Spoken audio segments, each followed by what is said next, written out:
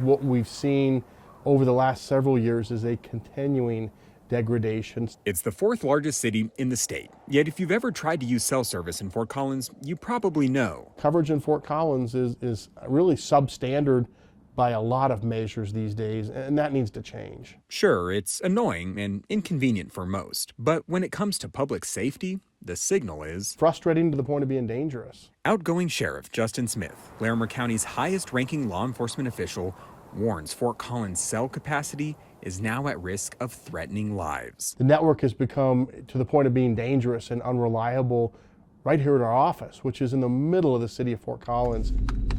Our police computers actually use the cell phone network. So the laptops over the years have become the lifeline for first responders.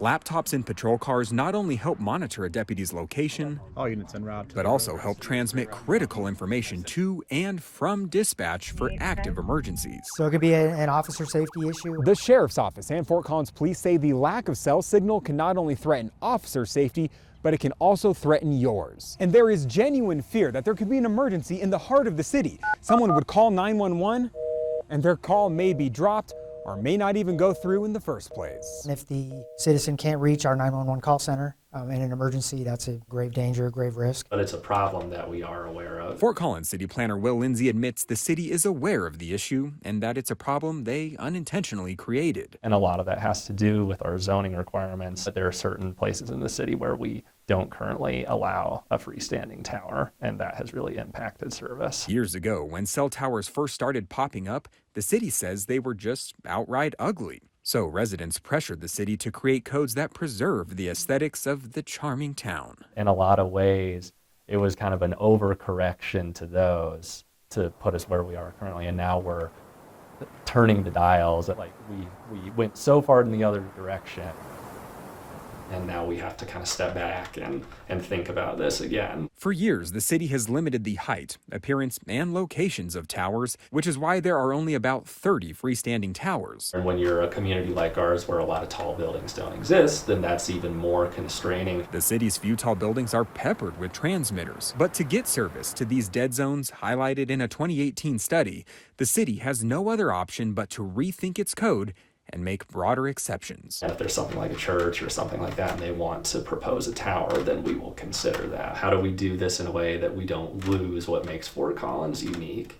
And so, yeah, we are stuck between a rock and a hard place.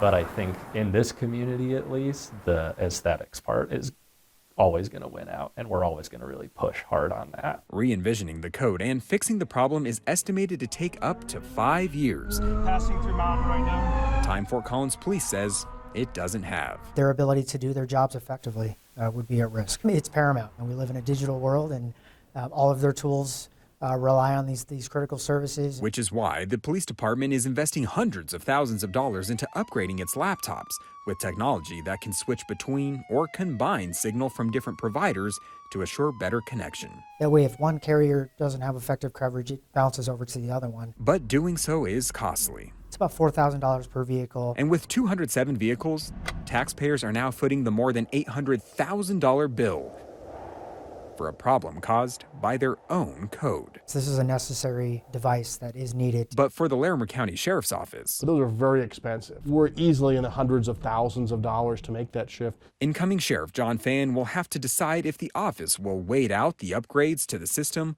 Adam 17. or find a way to pay for a fix now. In order to do that, are you going to lay off personnel? Where's that money coming from? This needs to be solved, and us trying to patch it is not truly solving the issue, it's putting a patch on it. In Fort Collins, Dillon Thomas, covering Colorado First.